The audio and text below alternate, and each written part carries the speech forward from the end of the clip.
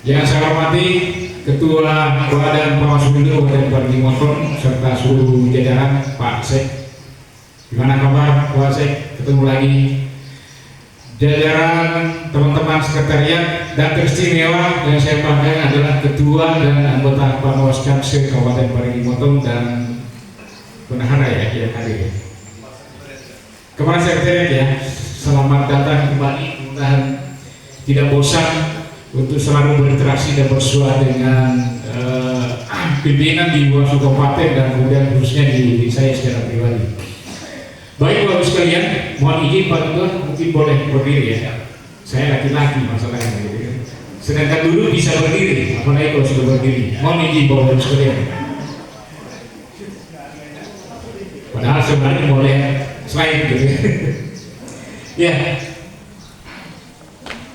Supaya lebih dekat dengan Bapak Ibu ini, saya diminta untuk bersuaranya memberikan semacam pemantik ya untuk diskusi terkait dengan pengawasan tahapan logistik dalam perspektif publik.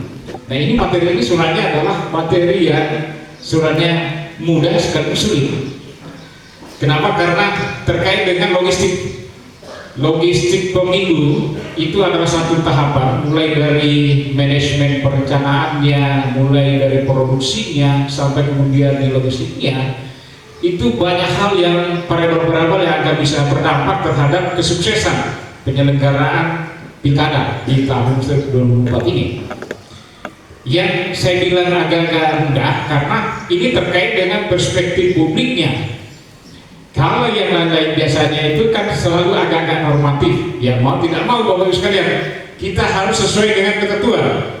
Nah kalau kita perspektif publik, kadang juga sifatnya, kalau istilah saya mungkin lebih ke kadang anomali normatif, karena apa yang diasumsikan oleh publik, kadang apa yang menjadi persepsi oleh publik belum tentu sama dengan yang menjadi syarat ketentuan.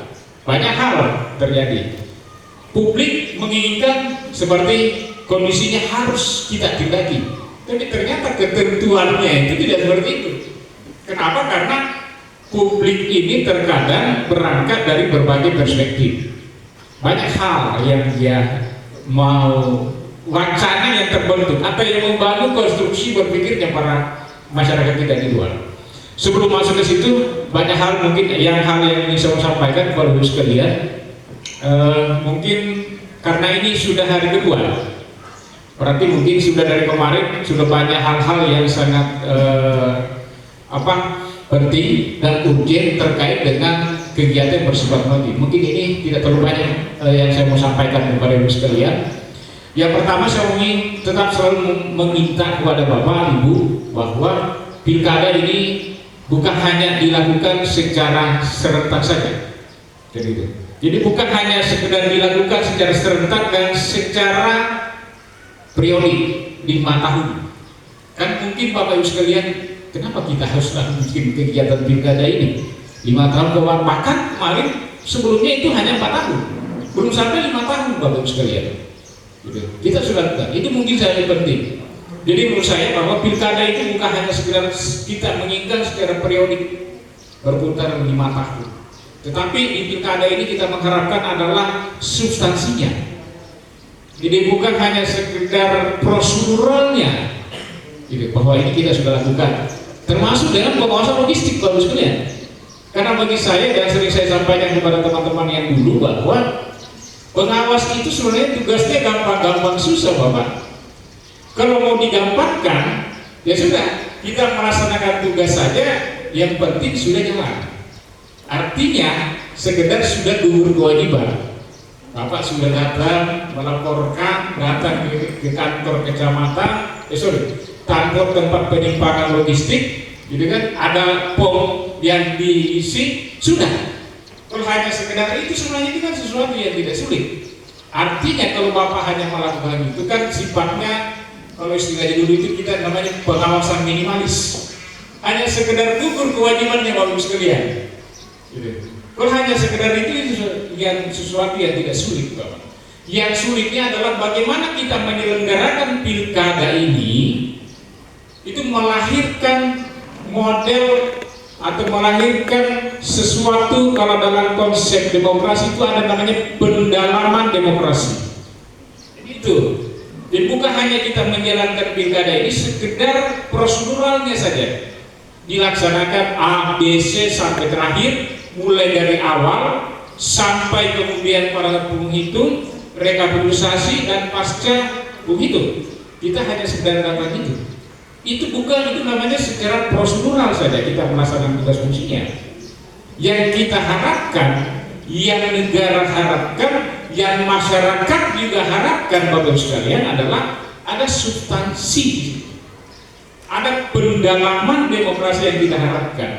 Mengawasi logistik bukan hanya datang bahagia, kayak gitu kan? Bukan hanya datang ke tempat penyimpanan, bukan hanya datang untuk melihat bagaimana disortir, bagaimana dilipat surat suara. Gitu. Apalagi kalau misalnya mau pendekatannya minimalis tadi, tinggal tanya aja sama PPK-nya, tanggal berapa datang, kemudian berapa jumlahnya, tinggal itu aja langsung kita buatkan, cantumkan di dalam laporan, kan gitu. Harusnya bukan hanya sekedar itu, ada hal-hal yang substantif. Ingat, persoalan logistik, Bapak sekalian, pernah menjadi persoalan yang sangat krusial. Bapak ingat, di Kabupaten Parigi mungkin tidak terlalu menjadi perhatian isu nasional dulu persoalan logistik. Keterlambatan, khususnya keterlambatan. Di kabupaten mana? Bapak ingat, pernah ada persoalan menjadi isu nasional, wilayah semestinya. Bapak ingat? Di mana? Di Banggai. Di Banggai menjadi isu nasional karena persoalan logistik. Jadi logistik ini jangan dipandangin Bapak sekalian. Karena bagi saya di next berikutnya mungkin susah untuk dilihat bahwa logistik itu menjadi nadi sekaligus menjadi infrastruktur penyelenggaraan pilkada yang bersifat non digital. Jadi sekali lagi bahwa logistik itu menjadi nadi dan infrastruktur penyelenggaraan pemilu ataupun pilkada non digital. Kenapa? Karena inilah yang menjadi instrumen utamanya. Kalau logistiknya terlambat, atau logistiknya kurang, atau logistiknya bermasalah, itu akan menjadi problem. Nah, sebenarnya kalau kita melihat apa yang dimaksud dengan logistik, mungkin Bapak ini bagi penyelenggara tidak ada masalah ketika bicara tentang logistik pemilu. Tapi bagi teman-teman yang lain, yang dimaksud logistik ini adalah bahan makanan kan, gitu kan? Biasa kalau misalnya lagi ada bantuan bersifat logistik. Dalam norma, Bapak sekalian, dalam norma undang-undang, sebenarnya logistik ini adalah istilah yang biasanya dipakai untuk istilah umum.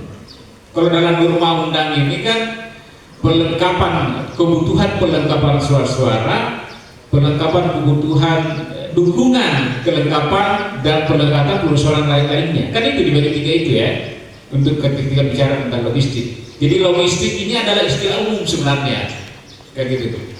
Jadi istilah umum yang biasa dipakai untuk menyebut tentang kelengkapan, dukungan kelengkapan dan segala hal-hal yang terkait dengan kebutuhan perolehan suara. Itu yang dimaksud dengan logistik. Jadi ada kotak suaranya, ada surat suaranya, atau biasa disebut sebagai surat suara. Nah, kalau ini bermasalah, susunya yang bermasalah, surat suaranya bermasalah, Bapak sekalian, ini tidak bersoalan. Dan kita yakin dan percaya Bapak sekalian tidak akan terjadi hal-hal yang seperti yang terjadi di daerah-daerah lain. Nah, Bapak Ibu tentunya pasti sudah punya pengalaman, karena ini mungkin Bapak juga menjadi bagian dari PPK ya, waktu Pilpres kemarin. Atau ada yang baru sama sekali? Boleh saya tahu siapa yang sama sekali baru untuk pilkadanya ini? Atau semua di sini adalah orang yang lama? Ada yang baru? 1, 2, 3, 4, 5 ya. Artinya kalau secara persentase ini relatif